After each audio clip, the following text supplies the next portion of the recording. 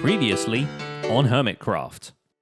Mumbo Jumbo went AFK, so Grian and Iskall surrounded him with obsidian he had to punch his way out of. Mumbo left some obsidian for both of them to punch, but Iskall broke his with a pickaxe, so Mumbo left him some diorite and Iskall used that diorite to prank False Symmetry, but Cleo changed the sign so it said Rendog, and False got Grian's help to prank Rendog, who then invited Docem and Impulse to prank Cleo while also turning Iskall's castle into a cake with the help of False. Somebody left signs at Grian's base directing him to the ghost ship where he fell into the trap intended for Cleo, so Grian asked Tango for help raiding the stock exchange vault, and together they stole all the diamonds while dressed as False Symmetry and Mumbo Jumbo.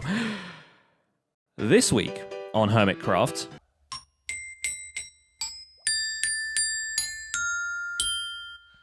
I have literally no words. Welcome to the Hermitcraft Recap, your unofficial guide to what even is happening anymore. We hope you enjoyed that look back in the pre-intro segment, because all of it will come back to bite us later, and also will be on the test. For everyone's convenience, we'll break down the pranky shenanigans first, and only then will we get into everyone's builds and non-destructive activities. So don't go telling us that we skipped Mumbo or something. And with all that out of the way, let's take a look at all the events and mishaps that occurred on the Hermitcraft server this week. Starting with the mishaps, as they spread like a wildfire across the SMP. Don't poison. Poisons are like toxins with bad intentions. The bigger mystery of the prank war for now remains who swapped the signs and lured Grian into the ghost ship trap made for zombie Cleo. Way to outdo me at my own base, guys!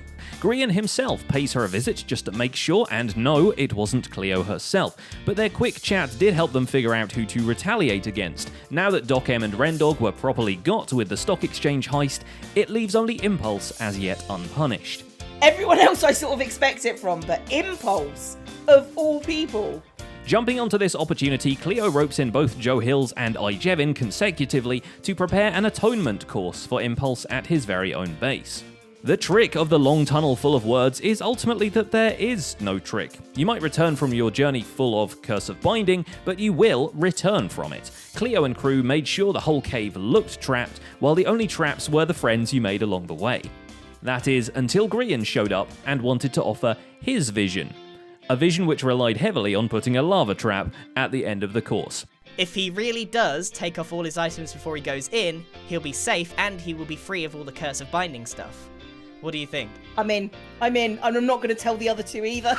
Joe Hills takes exception to this, refusing to let him turn a teachable moment into a straight-up murder. So after the angriest Glockenspiel recital we've ever heard, Joe decides to get Grian's attention by writing a bunch of Half-Life and Fallout references on signs and pouring lava onto Grian's base from build height.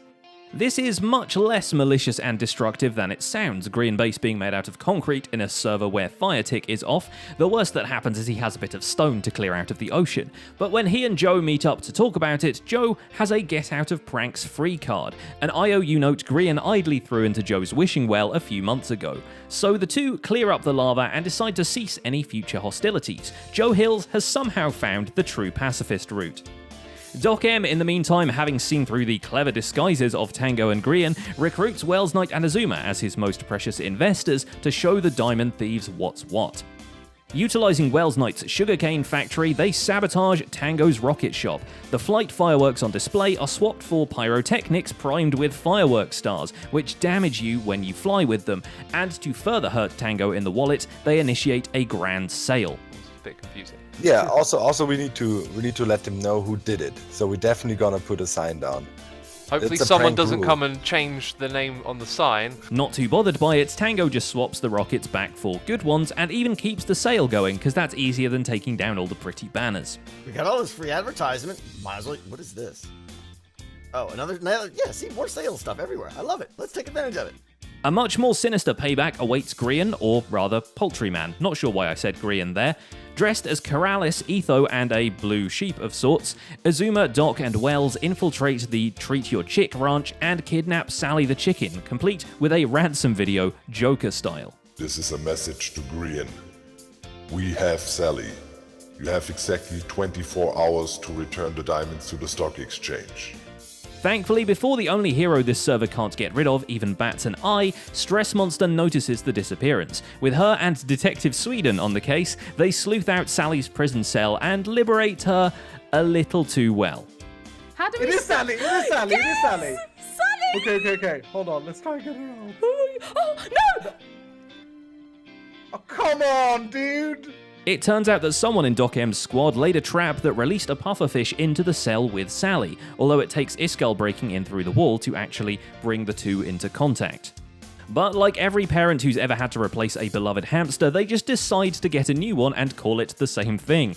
Name tagging another chicken Sally, they call up Grian to explain. Grian somehow gets hold of Poultry Man, and the whole thing seems to be resolved until Stress Monster pushes a button that determines that Sally was due to die of natural causes anyway. She died! She died! She actually died! Are you kidding me? I guess it's the stress that got to her.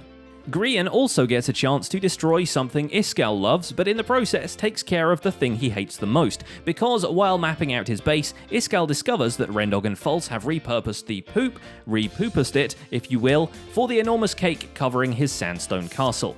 Inviting Grian to a spot of afternoon TNT, Iskall gets a free sample of the demolition service and doesn't have to waste his durability mining all that diorite frosting.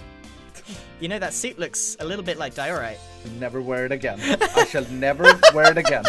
Having now earned Iskall's trust, Grian is eligible for a war room tour and a strategic info exchange. A similar alliance forms on the other side of the conflict when Team Stock Exchange finds out that the diamonds hidden by Grian and Tango in the main vault were in fact hidden again by a non-disclosed party. It might have been the robbers doing it off camera, it might have been the brokers trying to run off with the money, and it might have been a whole third party making their move. But without doubt, it was the final nail in the boat Doc M will now ram into Grian. The two sides, both alike in dignity and now with a proper lineup of their members. Wait.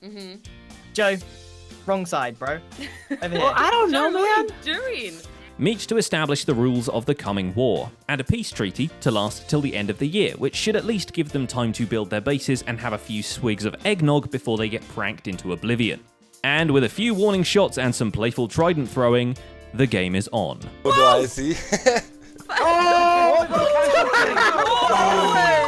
At least there will be peace this Christmas time, which should give everyone a fresh perspective on the Secret Santa set up by False Symmetry. Many of the names are already dropped in, including both Poultry Man and Grian, and some presents are even already delivered.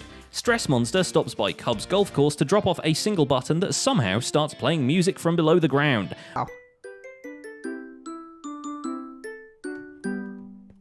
Wow, that was awesome. Magic! And 2 hours of frantic note block placing. The golf course, by the way, sees quite some action this week now that the Concorp Club tournament has come to an end, and the two leaders tied for first place need to duke it out on the green.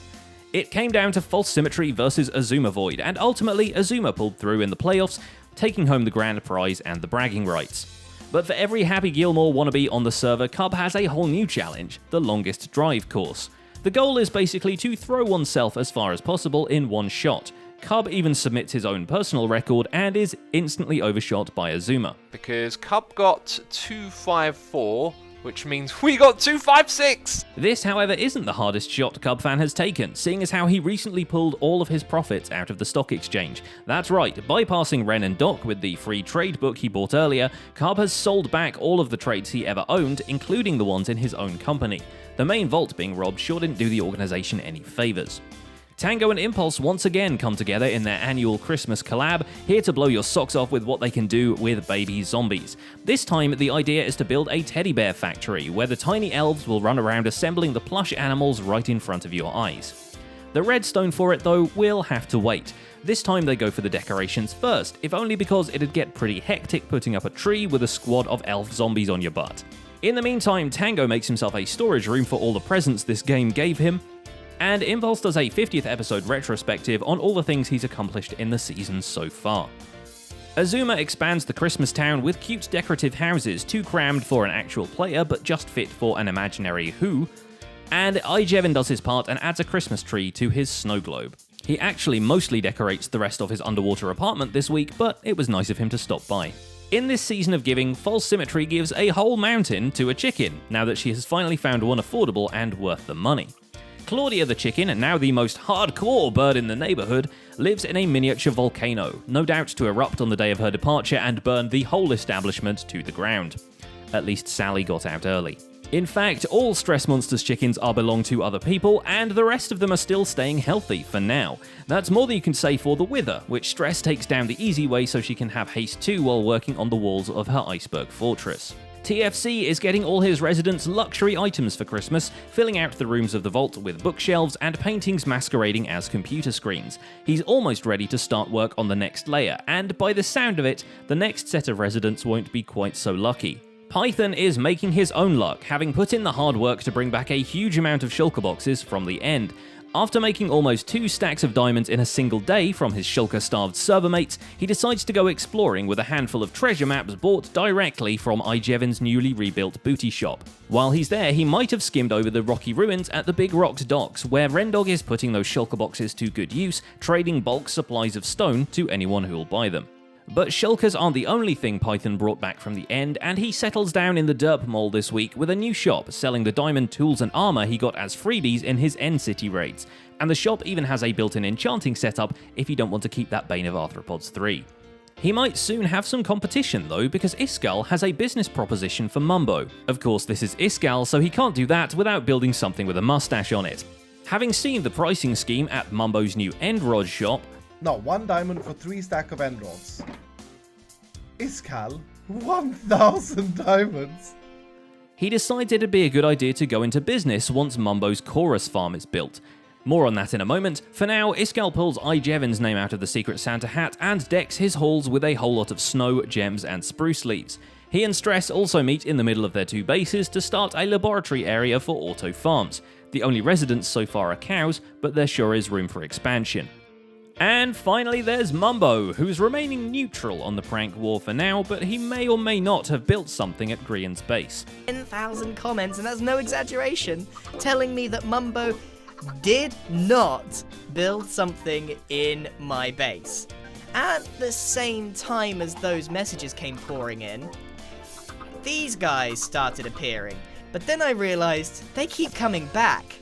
After building a structure around his melon and pumpkin farm and adding foundations to the buildings which were previously sort of floating around his island, Mumbo takes a break and tries to break all records at the Concorp driving range, although his shots may be falling short because of server lag when other people are online. Turnabout is fair play. Finally, after finding Iskall's trademark Mumbox, he sets about building a chorus fruit farm, which doesn't initially go as well as he hoped because of mathematics, but after a while, the stuff is growing on him. I have no clue what the yield of this farm is going to be. I imagine it's going to be half decent, but I'm going to chill out here for probably about an hour, and I'm going to see how much I can get in that time. Which brings us to a very festive recap tag, and since Mumbo seems intent to fill Grian's base with chickens, we'll do our best to fill his comments section with them. Head to Mumbo's latest episode and type the word chicken in the comments. This way at least he'll have enough chickens to stay well fed over Christmas. And that's just about it for this week's recap. Our writer is LoyXP and my name is Pixel Riffs. If it's that time of year that you start saying bah humbug, or you just want more jump scares in your festive season, check out Zloy and I playing a Minecraft horror map in the End Screen Theatre. Don't forget to leave a like while you're still here and subscribe so you won't miss future recaps. Happy holidays, and we'll see you next week.